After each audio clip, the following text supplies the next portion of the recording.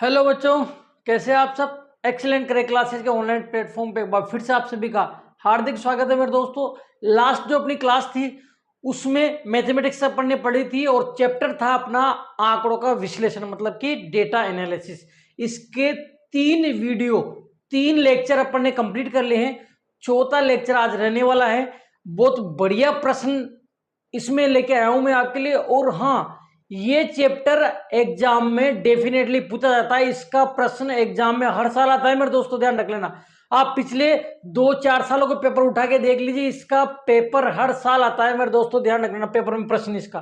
ठीक है ना। तो मैथमेटिक्स की आज अपनी क्लास रहेगी और डेटा एनालिसिस जो है अपना चैप्टर रहने वाला है, आंकड़ों का विश्लेषण। इसकी 3 क्लास अपन ने कंप्लीट कर ली। चौथा जो है आज लेक्चर रहने वाला है और स्टार्ट करते हैं इस क्लास को। देखिए, डेटा एनालिसिस अपना ये रहेगा और ये सभी वो बच्चे हैं जो हमारे से ऑनलाइन कोचिंग पढ़ के नवोदय विद्यालय में सेलेक्ट हुए हैं। प्रहार बैच अगर आप लेना चाहे तो ले सकते हैं। बहुत जबरदस्त तैयारी इसमें हमारे द्वारा आपको करवाई जाती है। ठीक है भाई, आगे अपन बढ़ते हैं। 9 तक क्वेश्चन कर लिया अपन ने। 10वां क्वेश्चन आज अपना रहने वाला है भाई। 10वां प्रश्न आज अपना रहने वाला है। ये 10वां प्रश्न देखिए भाई। निम्न आलेख एक परीक्षा में विद्यार्थियों द्वारा प्राप्त किए गए अंकों को दर्शाता है। ये जो आलेख है विद्यार्थियों द्वारा एक परीक्षा में प्राप्त अंक को दर्शाता है। रेखिक आलेख को पढ़कर प्रश्न ए से डी का उत्तर देना है। 4 प्रश्न है, ए से लेकर डी तक, उनका उत्तर अपने को देना है। ये देखिए, the following liner graph shows the mark obtain bye student in A examination. मतलब एक एग्जामिनेशन में एक स्टूडेंट द्वारा जो मार्क्स ऑब्टेन है उनका जो ये है ग्राफ है, लाइनर ग्राफ है। Read the linear graph and answer the question A to Z. मतलब ए से लेकर जेड तक के ये ए प्रश्न है, ए से लेकर जेड तक 4 प्रश्न, उनका आपको जवाब देना है। Find the marks of student F. F के मार्क्स आपको फाइंड करने हैं। एफ के मार्क्स कितने देखो यहाँ है।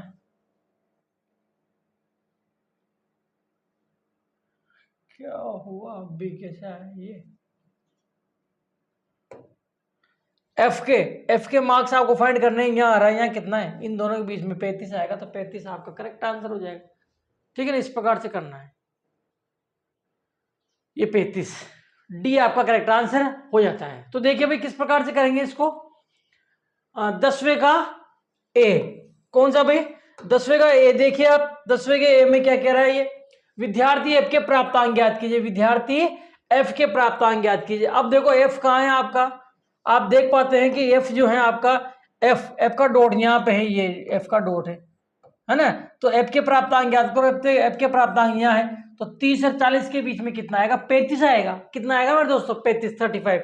तो 35 ऑप्शन डी आपका करेक्ट आंसर हो जाता है। Option D is the right answer. ठीक है मेरे दोस्तों, बढ़िया क्वेश्चन है, अच्छे क्वेश्चन है, मजा आता है मतलब इस प्रकार के प्रश्नों को करने में। अगला प्रश्न देखिए 10 का बी। किन 2 विद्यार्थियों को प्राप्तांक समान है। किन 2 विद्यार्थियों को प्राप्तांक समान है। विच 2 students have the same marks. मतलब कि कौन से 2 विद्यार्थी सेम मार्क्स रखते हैं। तो कौन से 2 विद्यार्थी रखते हैं सेम मार्क्स, देखो डी और ई रखते हैं। कौन रखते हैं, डी और ई रखते हैं। ठीक है, तो बी देखे किन 2 विद्यार्थियों के प्राप्तांक समान है। कौन से 2 विद्यार्थियों के प्राप्तांक जो है समान है। तो आप देख पाते हैं कौन से 2 विद्यार्थियों के समान है। देखो समान किसके होंगे, जो एक रेखा पे दोनों बराबर होंगे। जैसे मैं देखूं इसके ज्यादा है, इसके कम है, फिर इसके सबसे ज्यादा है और इन दोनों के बराबर है। देखो इसके भी ज्यादा है, जो ऊपर है उसके ज्यादा है, जो नीचे उसके कम है, और जो बिल्कुल बराबर है उनके बराबर है। तो ये कह रहा है कि किन 2 विद्यार्थियों के प्राप्तांक समान है। तो देखो समान तो इन दोनों के बराबर है, इसका तो यहाँ इसका बराबर थे, तो किसके, डी और ई के। तो ये कह रहा है कि किन 2 विद्यार्थियों के प्राप्तांक समान है, तो डी और ई के प्राप्तांक समान है। डी और ई के मतलब कि option D is the right answer. Option D is the right answer. ठीक है, आगे देखिए, ये देखिए सी 10 का सी। देखिए सबसे अधिक अंक किस विद्यार्थी ने प्राप्त किए, हाईएस्ट मार्क्स किस विद्यार्थी ने प्राप्त किए। Which student score the highest marks. अब देखो हाईएस्ट मार्क्स कौन प्राप्त कर रहा है, देखो सबसे ज्यादा मार्क्स किस विद्यार्थी ने प्राप्त किए, हाईएस्ट मार्क्स की बात कर रहा है। विच स्टूडेंट हाईएस्ट मार्क्स, अब देखो हाईएस्ट मार्क्स तो सबसे ऊपर ये जा रहा है, ये तो जा रहा है सबसे ऊपर ये आ रहा है, हाईएस्ट मार्क्स सबसे ऊपर यहाँ आ रहा है, तो ये कौन सा विद्यार्थी है, सी। कौन सा है, सी। तो सी आपका करेक्ट आंसर आ जाएगा। कौन सा है, सी। अब यहाँ कंफ्यूज मत हो जाना, सी। कौन सा स्टूडेंट, सी। अब सी का मतलब ये सी मत लगा देना तुम, क्योंकि ये ऑप्शन है, ऑप्शन की बात नहीं कर रहा हो, वो आंसर की बात कर रहा है। आंसर सी है तो आंसर सी ये है, ये किसमें, ए में, इसलिए आपका ए करेक्ट आंसर है। ध्यान रख लेना, कंफ्यूज बिल्कुल भी मत हो जाना।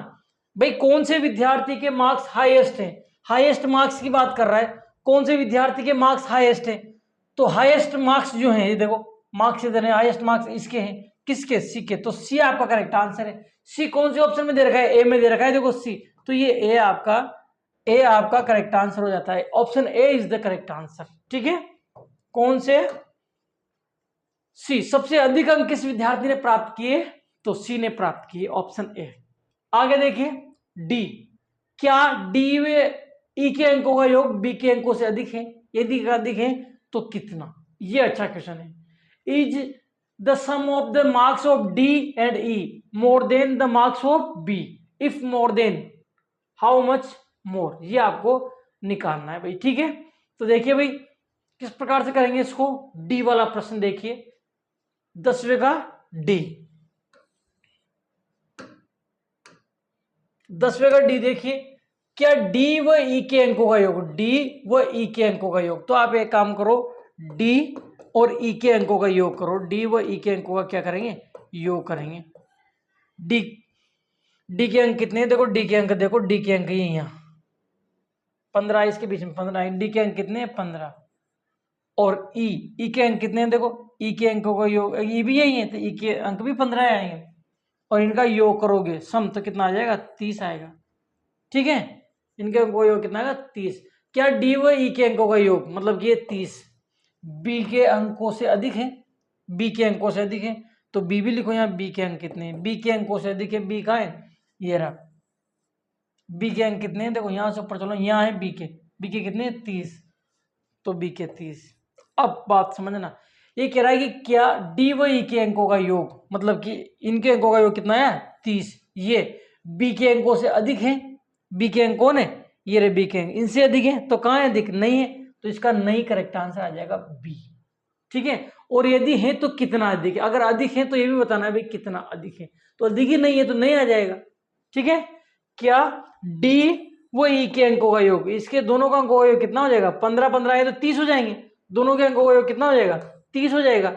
अब ये जो अंक है वो बी के अंकों से अधिक है, बी के अंकों का योग, बी के अंक कितने हैं, देखो 30 हैं, बी के अंक भी कितने हैं, 30 हैं, तो वो कह रहा है कि डी व ई के अंकों का योग मतलब ये इससे अधिक है क्या, नहीं है, नहीं है तो क्या आ जाएगा, ये बी आ जाएगा, नहीं, अधिक नहीं है। ठीक है, ये आ जाएगा आपका आंसर, बी आ जाएगा, नो। आगे देखिए 11वां प्रश्न, अब इसमें भी 4 हैं, ए से डी, 11वें में भी कितने प्रश्न हैं, 4 प्रश्न हैं। निम्न आलेख विराट कोहली तथा रोहित शर्मा की वर्ष 2021 से 2026 तक बनाए गए रनों को दर्शाता है। ये रेखिक आलेख को पढ़कर प्रश्नों ए से डी तक के प्रश्नों का उत्तर देना है अपने को ना, ए से डी तक के प्रश्नों का उत्तर देना है। इसमें इंग्लिश वाले नहीं आए यार, ऐसा क्यों, हो इसको सेट नहीं करा पढ़ने, आगे पीछे हो रहे हैं, कोई बात नहीं,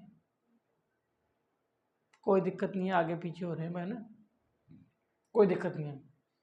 तो ये देखिए 11, the following bar graph shows the run scored by Virat Kohli and Rohit Sharma from the year 2021 to 2026. Read the linear graph and answer the question A to Z. A से लेकर Z तक के प्रश्नों का आपको उत्तर देना है। In which year the run scored by both the player are minimum and equal? मतलब कि कौन से ईयर में दोनों खिलाड़ी द्वारा बनाए गए रन मिनिमम है और बराबर भी है, मतलब कम भी, न्यूनतम है और बराबर हैं। ये है इसका आंसर। देख, किस वर्ष में दोनों खिलाड़ियों द्वारा बनाए गए रन न्यूनतम व समान है? अच्छा प्रश्न है, ध्यान रख लेना। 11वें का एक बहुत जोरदार प्रश्न है, अगर तुम ढंग से इसको समझोगे तो, ढंग से अगर समझोगे तो जोरदार प्रश्न है, ध्यान रखना। क्या कह रहा है? किस वर्ष में, इनमें से वर्ष बताना है, दोनों खिलाड़ियों द्वारा बनाए गए रन न्यूनतम व समान है। देखो, न्यूनतम का मतलब होता है कम, न्यूनतम होना चाहिए, कम से कम होना चाहिए, और समान भी होना चाहिए। न्यूनतम भी होना चाहिए, समान भी होना चाहिए। न्यूनतम का मतलब होता है कम से कम। अब देखो यहां देखो, विराट कोहली का तो ये ब्लैक लाइन है, ये ब्लैक लाइन तो विराट कोहली की, और डॉट डॉट लाइन है ये रोहित शर्मा की है। ठीक है, अब दोनों की बात कर रहा है, दोनों खिलाड़ियों की।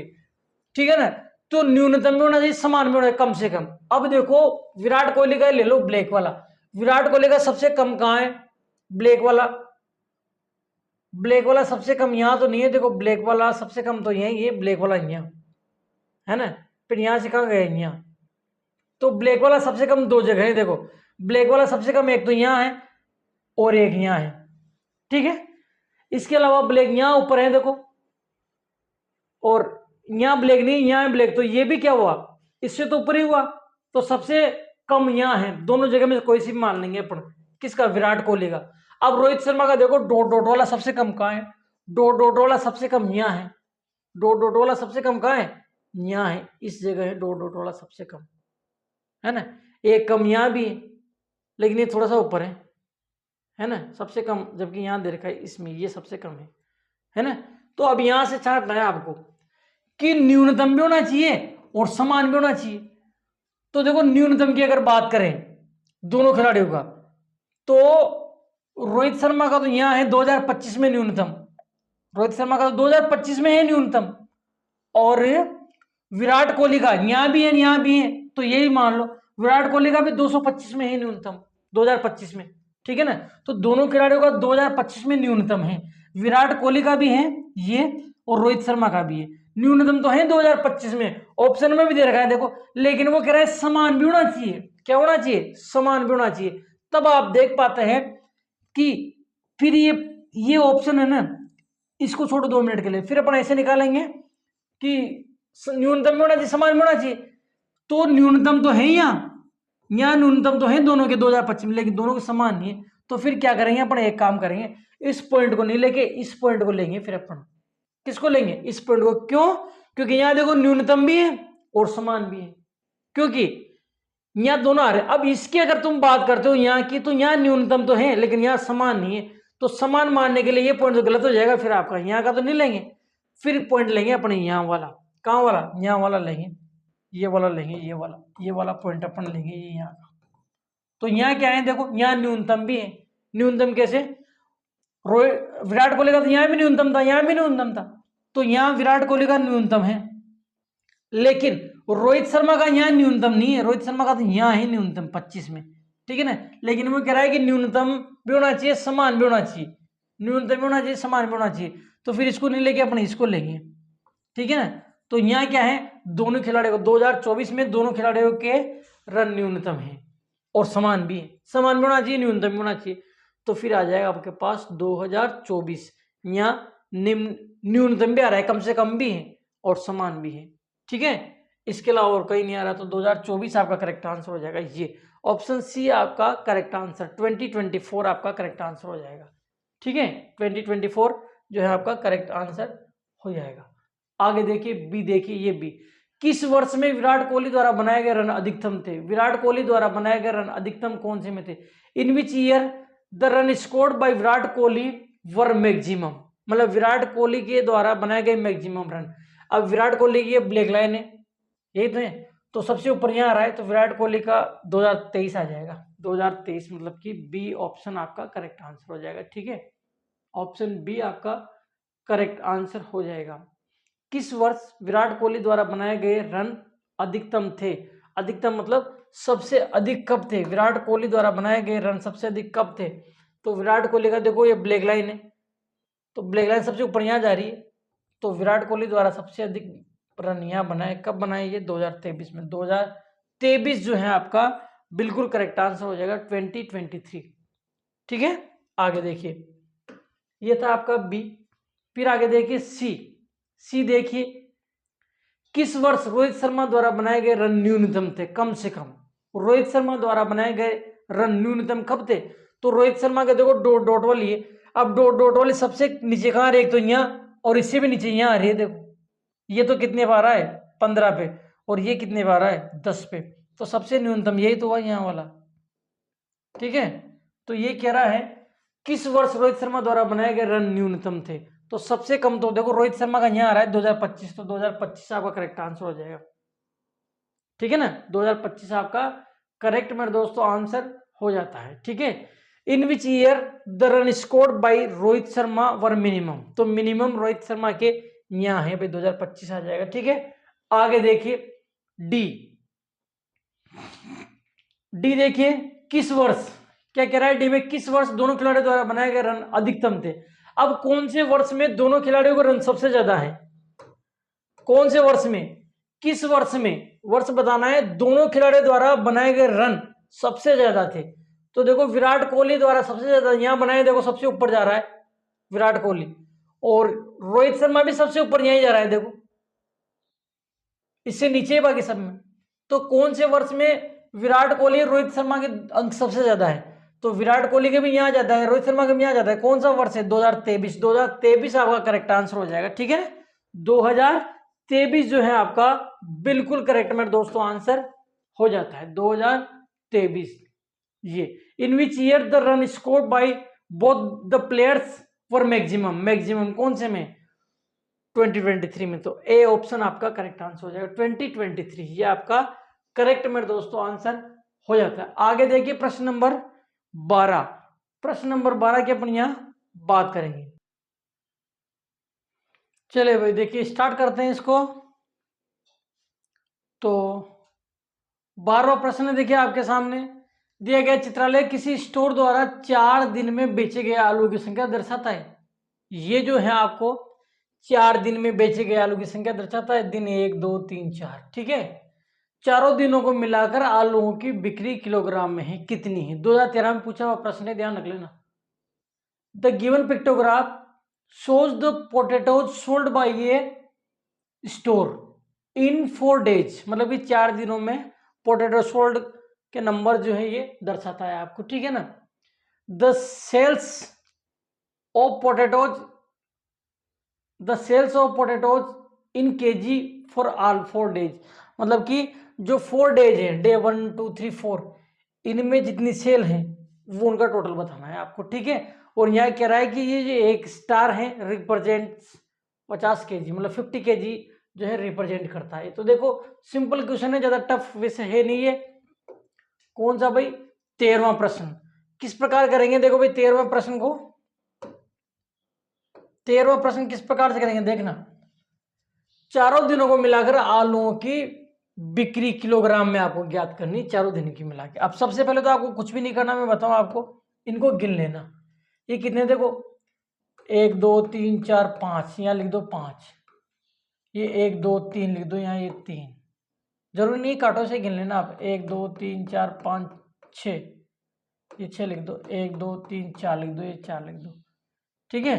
ये अपन ने काउंट कर लिया इनको काउंट करने के बाद क्या करना, आप इनको प्लस करना, कितना हो जाएगा, प्लस करो इनको, हो जाएगा 5 + 3 + 6 + 4, कितना हो जाएगा 10 8 18 हो जाएगा भाई। 6 4 10 3 13 5 18 हो जाएगा। तो इन स्टार को अपन ने काउंट किया तो कितना हो गया, 18 हो गया, इनको गिना था, ठीक है। कितना हो गया भाई, 18 हो गया। अब ये कह रहा है कि जो एक स्टार है ना 50 किलोग्राम दर्शाता है, 50 केजी पर रिप्रेजेंट करता है। एक स्टार का मतलब 50 किलोग्राम है। अब देखना, अगर एक स्टार का मतलब 50 किलोग्राम है, अगर मेरे दोस्तों एक स्टार का मतलब 50 किलोग्राम है, तो ये 18 स्टार है, 18 का कितना होगा, 18 से मल्टीप्लाई कर देंगे ना, गुणा करो, 18 × 5 = 90, 900 आ जाएगा। कितना आ जाएगा, 900। तो बात को समझो, एक स्टार का मतलब 50 किलोग्राम है, तो अपने पास 18 स्टार है, 18 स्टार का कितना होगा, 18 से गुणा कर देंगे, कितना आ जाएगा, 900, 900 आ जाएगा। तो 900 जो है आपका करेक्ट आंसर हो जाएगा। कितना मेरे दोस्तों, 900 जो है आपका बिल्कुल करेक्ट आंसर हो जाता है। और ये प्रश्न जो है मेरे दोस्तों 2013 में पूछा जा चुका है, नवोदय विद्यालय प्रवेश परीक्षा 2013 में पूछा जा चुका है। इस प्रकार के प्रश्नों में क्या करना, जिन जिन की बात कर रहा है, चारों दिनों की बात कर रहा है ये। किसकी बात कर रहा है ये? चारों दिनों की। तो चारों दिनों को गिन लिए अपन ने। अगर 2 दिन की बात करता है 2 के गिनेंगे, 5 की बात करता है 5 की के गिनेंगे, पहले दूसरे दिन की बात कर रहा है तो दूसरे दिन को ही गिनेंगे। इस प्रकार से जितने दिन की बात कर रहा है उतने दिन क्या करेंगे, उतने दिन का अपन गिन लेंगे, काउंट कर लेंगे, कितने हो गए? 18 हो गए। अब एक का मतलब 50 है तो 50 से मल्टीप्लाई कर दो तो 900 आपका करेक्ट आंसर मेरे दोस्तों हो जाता है। ठीक है, 900 जो है इसका करेक्ट आंसर हो जाता है। आगे देखिए, द गिवन पिक्टोग्राफ, ये यही वाला है। The sales of potatoes in kg for all 4 days. तो सबकी काउंट कर लेंगे। 1 स्टार, ये स्टार है, 50 50 रिप्रेजेंट करता है तो 50 से मल्टीप्लाई इसको कर देंगे। आगे देखिए, ये 13 नंबर देखिए। 13 नंबर प्रश्न देखिए क्या कह रहा है ये। 13 नंबर में निम्न चित्रालय के एक व्यापारी द्वारा सप्ताह के प्रथम 4 दिनों में बेची गई आम की टोकरियां दर्शाता है। 4 दिन में बेची गई आम की टोकरियां दर्शाता है ये। मंडे, ट्यूसडे, वेडनेसडे, थर्सडे, 4 दिन में बेची गई आम की टोकरियां दर्शाता है। The following pictograph shows the basket of mangoes sold by A trader in the first 4 days. मतलब फर्स्ट 4 डेज में जो सोल्ड की गई बास्केट है वो इसकी संख्या ये दर्शाता है। ठीक है ना। आगे कह रहा है इफ, अच्छा 2014 में पूछा हुआ प्रश्न ध्यान रखना। If the trader still has 31 basket of mangoes then find the number of baskets of mangoes he had initially and the percent of the basket that were sold। मतलब उसने कितनी बेच दी, किसका परसेंटेज निकाल रहा है। एक तो उसने कितने परसेंट बेच दी और एक कह रहा है कि इनिशियली स्टार्टिंग में कितनी थी ये आपको निकालना है। और कह रहा है कि ये एक बास्केट है ना रिप्रेजेंट 1 बास्केट ऑफ मैंगोज, मतलब एक टोकरी का मतलब एक बास्केट है। ठीक है, देखो हिंदी मीडियम वाले देखो भाई, इस प्रश्न को किस प्रकार से समझना है आपको। थोड़ा सा देखो टफ हो सकता है ये क्वेश्चन, इसलिए सभी जो है अच्छे तरीके से समझ लेना। इसको थोड़ा सा टफ हो सकता है ये प्रश्न। देखो भाई, यदि व्यापारी के पास अभी भी आम की 31 टोकरियां हैं, मतलब शेष हैं, अभी भी 31 टोकरियां शेष हैं, तो आरंभ में उसके पास होने वाली टोकरियों की संख्या, मतलब कि आरंभ में कितनी थी, आरंभ में उसके पास कितनी थी ये निकालना है। एक तो आरंभ में कितनी थी, दूसरा कह रहा है कि बिकने वाली टोकरियों का प्रतिशत भी ज्ञात करना है। तो आरंभ में कितनी थी, देखो बात सुनो। सबसे पहले तो कुछ भी नहीं करना आपको, पर्टिकुलर उसने डेज की बात करी नहीं तो सबको गिन लेंगे अपन। गिनो इनको कितना है। देखो ये 1 2 3 4 5, ये 5, 1 2 3 4 5 6 7, ये 7, 1 2 3 4, ये 4, और ये 1 2 3, इनको प्लस कर लेंगे। कितना हो जाएगा, देखो 5 7 12 4 16 और 3 19, कितनी हो जाएगी 19। तो यहां लिख देता हूं मैं 19। ठीक है, अब ये क्या है, ये बेची गई टोकरियां हैं। देखो प्रथम 4 दिनों में बेची गई आम की टोकरियां दर्शाता है। ये जो चित्रालेख है 4 दिनों में, 4 दिन कौन से, सोमवार, मंगलवार, बुधवार, गुरुवार, 4 दिन में बेची गई टोकरियां दर्शाता है। ये बेची गई हैं। ठीक है, तो अपन इनको काउंट करा, कितनी आई है 19 आई। कितनी आई भाई 19 आई। कितनी आई 19। तो ये जो 19 आई ना, ये आई बेची गई। कौन सी आई भाई, बेची गई।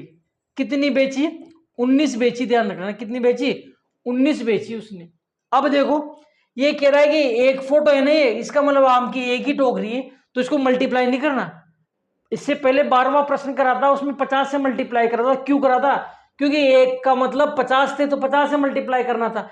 यहाँ एक का मतलब एक ही है देखो, इसलिए इसमें मल्टीप्लाई नहीं करना। और ध्यान रखना अगर एक का मतलब 10 है तो 10 से मल्टीप्लाई करना है, एक का मतलब अगर 20 है तो 20 से मल्टीप्लाई करना है, एक का मतलब 50 है तो 50 से मल्टीप्लाई करना है। लेकिन मेरे दोस्तों एक का मतलब एक है तो फिर मल्टीप्लाई नहीं करना है। तो इसमें यही बात सामने आ रही है, इसमें एक का मतलब एक ही, इसमें मल्टीप्लाई नहीं करना है आपको। क्या है इसमें, ये कह रहा है कि एक टोकरी है ना, इसका मतलब एक ही टोकरी है, इसलिए इसमें मल्टीप्लाई नहीं करना है। तो कितनी बेची उसने 19 बेची। आगे कह रहा है कि अगर उसने 19 बेची तो आरंभ में कितनी थी। तो देखना 19 तो उसने बेच दी और 31 टोकरियां अभी भी उसके पास शेष हैं। यहां लिखो शेष कितनी है उसके पास 31। तो आरंभ में कितनी थी, दोनों को टोटल कर लो। तो दोनों का टोटल आएगा, वही आरंभ में थी, कितना हो जाएगा 50 टोकरियां थी उसके पास, कितनी थी 50। देखो 50 कौन से मारा है, ए में, तो ए ही आपका करेक्ट आंसर हो जाएगा। लेकिन इससे काम नहीं चलेगा, सवाल और आगे करना है आपको, है ना। तथा बिकने वाली टोकरियों का प्रतिशत भी ज्ञात करना है, बिकने वाली टोकरियों का प्रतिशत ज्ञात करना है। क्या ज्ञात करना है, बिकने वाली टोकरियों का प्रतिशत, ठीक है। अब प्रतिशत का सूत्र मैंने बताया था, वैसे तो कोई होता नहीं है, लेकिन मैं बताया था एक छोटी संख्या बटा बड़ी संख्या इंटू 100। तो बिकने वाली टोकरियों का प्रतिशत किसका निकालेंगे, बिकने वाली टोकरियों का प्रतिशत निकालेंगे, बिकने वाली टोकरियों का प्रतिशत। तो बिकने वाली टोकरियों का प्रतिशत कैसे निकालोगे, एक सूत्र बता रखा है मैंने, आपको पता हो तो, कि छोटी संख्या बटा बड़ी संख्या इंटू 100, छोटी संख्या बटा बड़ी संख्या इंटू 100। तो देखना किसका पूछा है इसने, बिकने वाली की।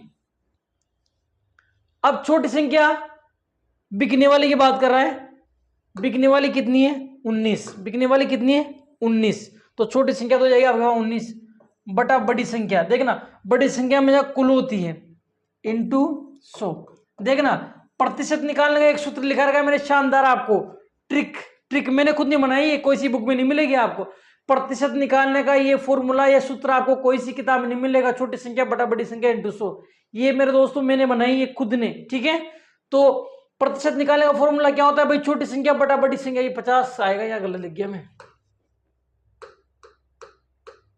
50 आएगा, या कितना आएगा भाई 50 इंटू 100, ठीक है।